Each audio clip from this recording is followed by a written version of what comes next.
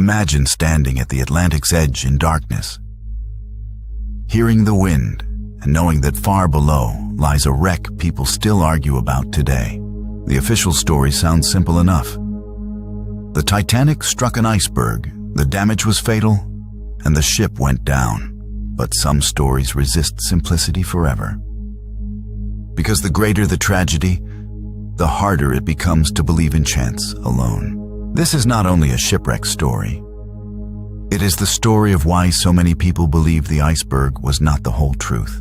How does the most celebrated liner of its age, a vessel built by elite engineers and commanded by an experienced captain, die so quickly?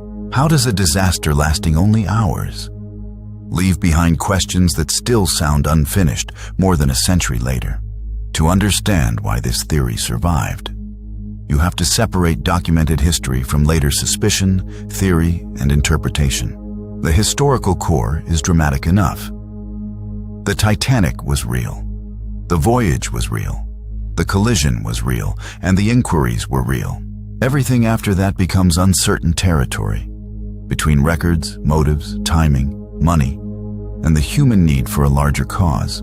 Before the sinking became global legend, the Titanic had already become a floating symbol of power, wealth, class, and modern confidence. It was not merely a passenger ship. It was presented as proof that engineering and money had finally mastered the sea. Everything about it inspired awe.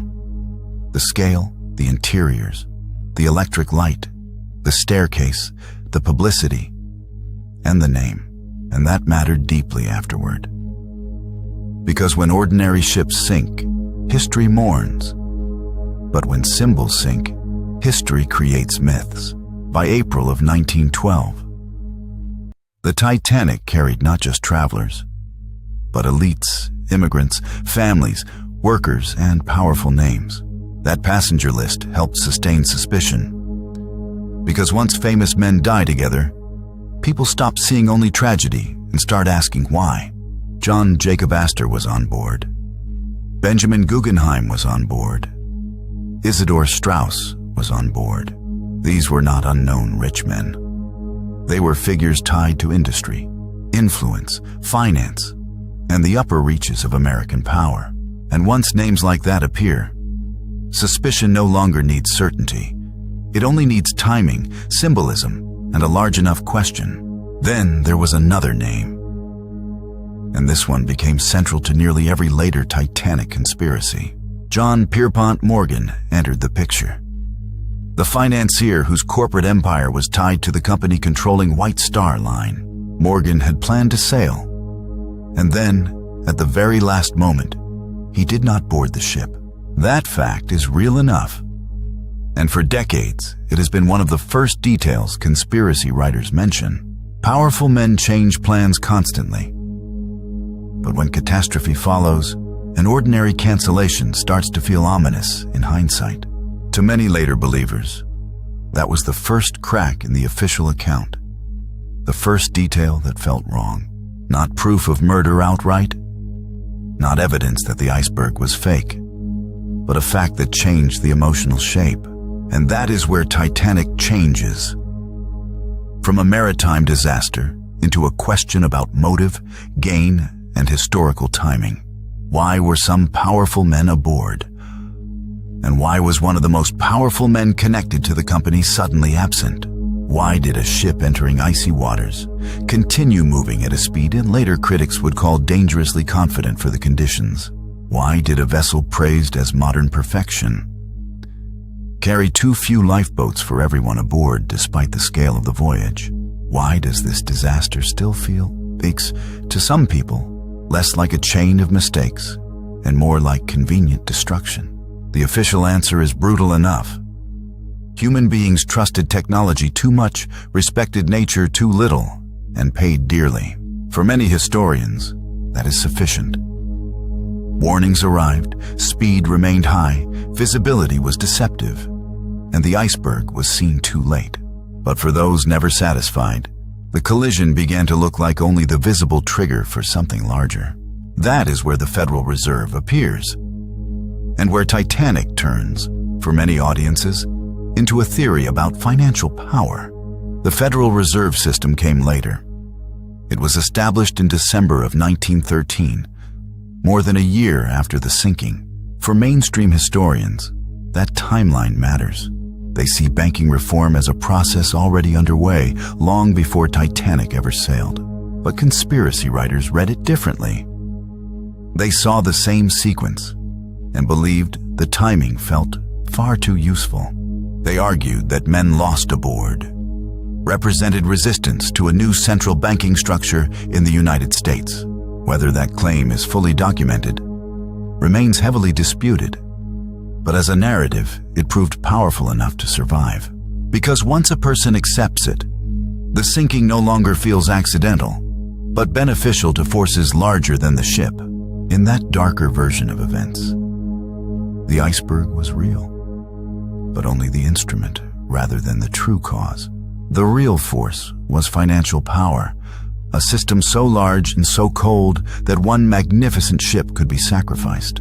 It is a brutal theory indeed, and brutal theories survive because they transform chaos into intention and loss into design. That is why Morgan matters so much. Not because he proves the theory alone, but because he gives it a face. Once that face is fixed, people begin rereading every other detail as if the night itself was arranged. Warnings become suspiciously ignored then. Speed becomes deliberate. Absence becomes strategy. And tragedy becomes a mechanism of power. Even Captain Edward Smith enters the suspicion, because he was not inexperienced, reckless, or unknown, but one of his era's veterans. How does a seasoned commander continue, through darkness, through calm seas, and through repeated ice warnings without slowing enough? The official view remains straightforward here. Experienced people fail too, and confidence, habit, and pressure can be lethal. But conspiracy thinking rejects simple error, especially when the dead are famous and the aftermath seems to reshape power.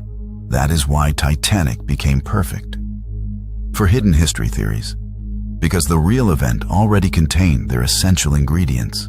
It had enormous wealth involved. It had visible class division, arrogance, fame, symbolism, and a banker who stayed ashore. That combination is difficult to silence, because each new generation can revisit the same facts and feel the same unease. Some writers focused on money alone. Some focused on the passenger list. Some focused on Morgan, and others went further. One major theory claimed something darker, that the wrecked ship was not Titanic at all, but her sister ship, Olympic. According to the theory's believers, the damaged Olympic was disguised, renamed, and sent out to die for insurance money. To those who believed it, the similarities between the two ships made the claim feel chillingly plausible. To critics of the theory, it collapses under scrutiny, because such a deception would require enormous cooperation and silence. But even when technically weakened, such theories survive emotionally, because Titanic was always larger than engineering details alone. It became a symbol of hierarchy. Wealth above, labor below, confidence at the center, and the Atlantic around everything. First-class passengers dined under chandeliers, while below them, immigrants and workers moved through tighter spaces inside the vast hull.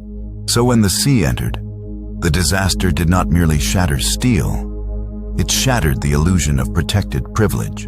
That is one reason it endures. Because the sinking seems to punish more than navigation. It punishes an entire worldview. Music reportedly continued playing softly, while lifeboats were lowered, rockets were fired, and freezing water climbed the decks. The more elegant the setting seems, the harder it becomes for people to accept speed, darkness, and bad luck alone. And so the theories returned. Not always because the evidence was overwhelming, but because randomness felt emotionally insufficient. Randomness says the ship was lost. Conspiracy says the danger was useful, the losses acceptable, and the outcome beneficial. That is why the banking angle spread. Because it transformed Titanic from a mechanical catastrophe into a political and financial event. In that framing, certain victims change. Astor, Guggenheim, and Strauss become not only victims, but obstacles removed from history. Again, the documentation is disputed. But the theory survives because it offers what massive tragedies often create in the public imagination. A villain with influence appears. A motive with reward emerges, and a disaster large enough to bury both follows. And once people accept that logic, every later shift in finance begins to look connected, even when records are complex. The tragedy stops living at sea and begins living in books, films, rumors, comments, and the suspicion of edited history. That suspicion is not unique, but few disasters carry it so naturally because few combine fame, death, wealth, and timing. Even the wreck deepened the myth, because when it was finally found, it did not close the case emotionally. There it lay in darkness, broken, silent, rusting, and surrounded by debris like fragments of confidence beneath pressure. Photographs from the deep ocean showed railings, dishes, personal objects, and the remains of interrupted ordinary life. Those images proved the loss physically, but they could not answer motive, erase timing, or remove doubt. That is why the theory persists. Not because it defeated the record, but because it found permanent emotional territory inside it. A luxury liner called Unsinkable, a list of famous names, a canceled trip, and a new financial era afterward. For believers in the theory, that sequence feels less like coincidence and more like deliberate historical choreography.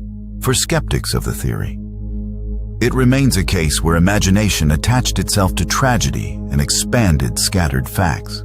And that is Titanic's lasting tension. The record is strong enough to explain the sinking, yet symbolism keeps people unsatisfied.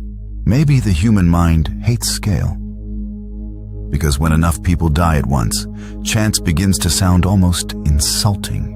Maybe that is why the iceberg still does not feel large enough for those who want motive, gain, and hidden design.